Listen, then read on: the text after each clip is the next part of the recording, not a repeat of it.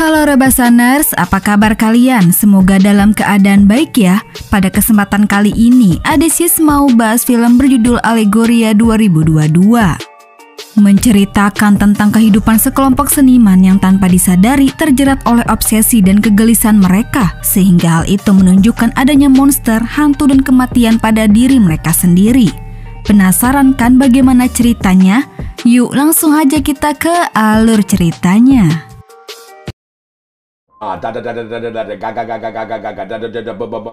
I am the king. Film ini dibuka dengan menampilkan seorang pria parubaya bernama Robert, di mana Robert adalah ketua dari kelas akting yang terdiri dari beberapa anggota. Terlihat Robert sedang berpidato di depan para pesertanya. That's a reference to the Meisner technique, isn't it? Isi pidato itu terkait tentang pembahasan akting, memainkan sebuah peran yang bagus, dan lain sebagainya.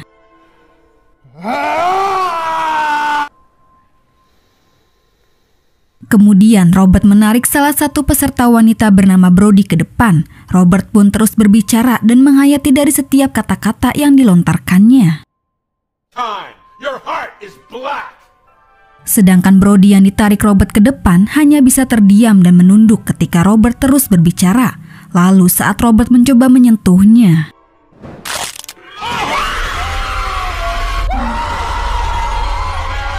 seketika Brody berubah menjadi makhluk buas dan melintir tangan Robert.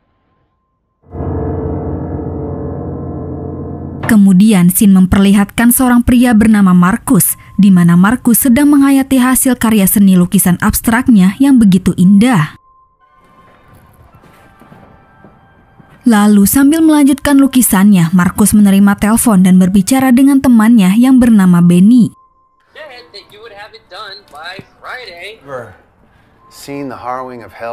Tidak lama selesai teleponan dengan Benny, pacar Marcus yang bernama Brody menelpon dan memberi kabar bahwa dia telah diterima di salah satu kelas akting, di mana kata orang-orang kelas itu lumayan cukup bagus.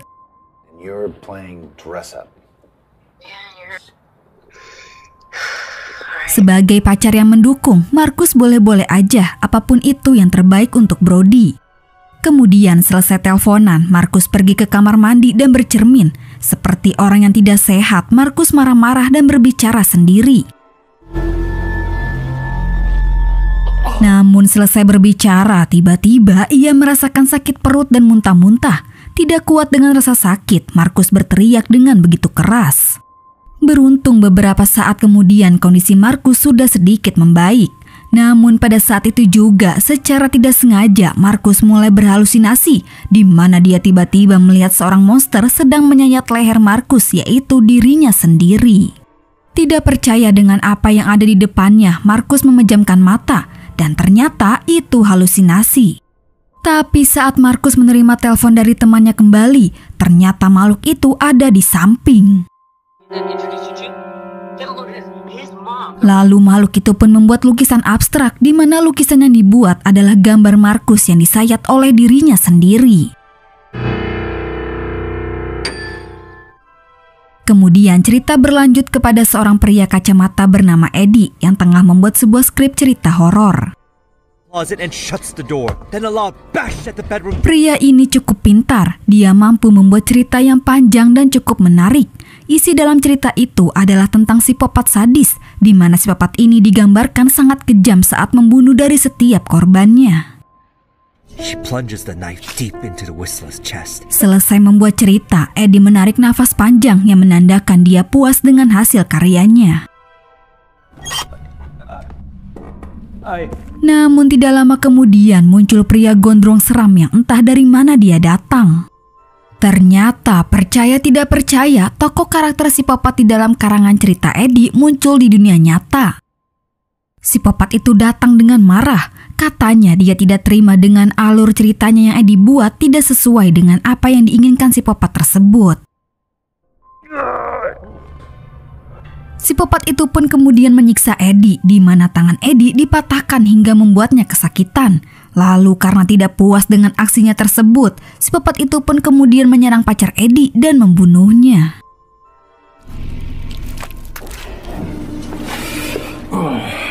Ketika dua-duanya hampir mati, psikopat membuat satu pertunjukan di mana dia mencabut paksa jantung Eddie, lalu diperlihatkan kepada si wanita. Pada cerita yang ketiga ini diperlihatkan dua sejoli yang baru saja menghabiskan waktu semalam untuk berpesta. Si pria yang bernama Ramon pun mengajak gebetannya yang bernama Dara untuk mampir ke rumahnya. You know what? Forget it. Never mind. Nampaknya Ramon dan Dara baru saja berkenalan dan sepertinya cukup akrab. Dari obrolannya sih mereka cukup canggung, tapi lama-kelamaan mereka terbiasa dan sepertinya saling menyukai satu sama lain. Yeah, I should. Lalu di sela-sela obrolan, Dara menunjukkan hasil foto dari hobinya yang sebagai fotografer. Namun saat Ramon melihat foto itu, dia agak sedikit merasa aneh, di mana foto itu adalah foto-foto kepala manusia tanpa badan. Dara yang melihat reaksi Ramon hanya tersenyum lucu. Begitupun dengan Ramon. Memang awalnya dia panik, tapi Ramon tetap berpikir positif dan menganggap foto itu hanya tipuan. This table needs to express a feeling, not about the table. Dalam hal berbicara, Dara sangat pintar. Dia memberitahu Ramon tentang artis seni yang selama ini dia sukai. Lalu di situ Dara meminta Ramon untuk menilai dirinya dari apa yang dia lihat. And tell me what you feel.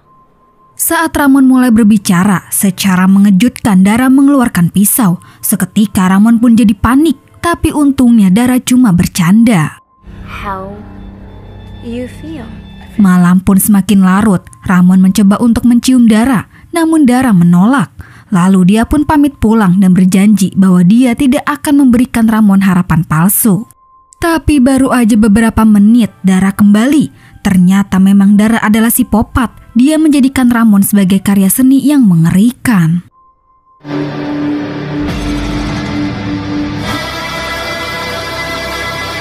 Ramon dibunuh, lalu jasadnya ditempel di kayu salib dan didandani layaknya seperti bintang rock keren. Setelah merasa puas, Dara pun tersenyum sambil memfoto jasad Ramon. Kemudian di cerita selanjutnya ini diperlihatkan dua orang gadis yang tengah dalam kepanikan. Kepanikan itu disebabkan oleh psikopat bertopeng bayi yang terus mengejar mereka untuk membunuhnya. Satu wanita berhasil dibunuh psikopat dan satu lagi mencoba untuk melarikan diri. Tapi ternyata itu hanyalah sebuah film di mana ada dua orang wanita sedang asik menonton film itu yang berjudul Big Baby. Setelah film selesai, salah satu wanita yakni Brody berkomentar tentang bagusnya film tersebut. Tapi secara tiba-tiba Brody mendapatkan pemberitahuan bahwa dia berhasil lolos pendaftaran di salah satu kelas akting yang tidak lain tidak bukan Brody adalah pacar Marcus. Di situ juga terlihat bahwa pemilik kelas itu adalah si pria parubaya Robert. Setelah memberi kabar kepada Marcus, Brody mengajak satu temannya Rosie untuk bersenang-senang sebagai bentuk perayaan dia diterima kelas akting. Tapi Rosie yang seorang anak band tidak bisa karena malam ini dia harus latihan bersama kelompoknya. Selesai latihan, Rosie duduk santai sambil istirahat bersama anggota band kelompoknya. Sempat mereka membahas tentang musik dan apapun itu yang berhubungan dengan hobi mereka. Salah satu teman mereka yang bernama Mike selalu banyak berbicara. Mike memberitahu rahasia menarik di mana dia mempunyai 6 nada iblis yang terlarang. Supposedly it makes you shit your pants. Wait, how did you figure all this out? Tapi karena banyak bekicot dan setiap kata-katanya itu omong kosong, hal itu membuat yang lain bete dan memutuskan untuk bubar pulang ke rumah masing-masing. Namun di situ Rosie penasaran dan meminta Mike untuk memberitahu nada iblis tersebut. Lalu Rosie pun ke rumah untuk menemui Brody kembali. Akan tetapi terlihat Brody agak sedikit murung. Ketika ditanya, dia menjawab bahwa dia sangat khawatir karena Marcus dari semalam tidak mengangkat teleponnya. Rosie berpikir mungkin saja Marcus sedang mengerjakan sesuatu yang sangat penting. Tidak mau berpikir negatif, akhirnya Brody memutuskan untuk tidur istirahat. Sedangkan Rosie masih belum ngantuk dan memilih untuk menonton TV sambil ditemani semangkuk sereal. Masih dibuat penasaran, Rosie kemudian mencoba memainkan nada iblis tadi yang diberikan oleh Mike.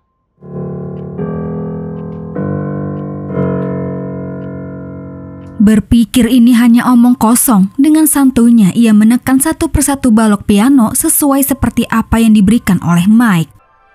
Betapa mengerikannya, ternyata nada iblis itu bereaksi kepada Brody. Seketika Brody dirasuki oleh iblis dan berubah seperti vampir.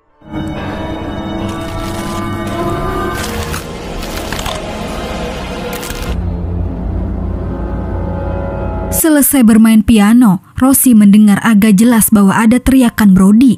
Merasa khawatir, Rosie pun mencoba memeriksanya. Tapi tanpa ia sadari, ada sosok iblis yang memperlihatkan wujudnya di belakang Rosie. Rosie pun kemudian datang ke kamar Brody. Namun betapa anehnya, Brody terlihat baik-baik saja. Namun meskipun begitu, Brody mulai berkata-kata aneh yang membuat Rosie bingung. Like I'm gonna shine. Banyak kata-kata yang diucapkan Brody, tapi satu pun tidak ada yang dimengerti oleh Rosie. Akhirnya Brody kembali tidur dan Rosie masih dibuat bingung dan curiga. Dia pun duduk di sofa. Tanpa ia sadari, tidak lama kemungkinan Brody akan menyerangnya. Dan film pun selesai. Nah, itulah alur cerita dari film Allegoria. Oke guys, cukup sampai di sini dulu ya. Terima kasih yang udah nonton. Mohon maaf jika ada salah-salah kata ya guys. Dan jangan lupa subscribe channel Adesis. Sampai jumpa di video selanjutnya. Bye.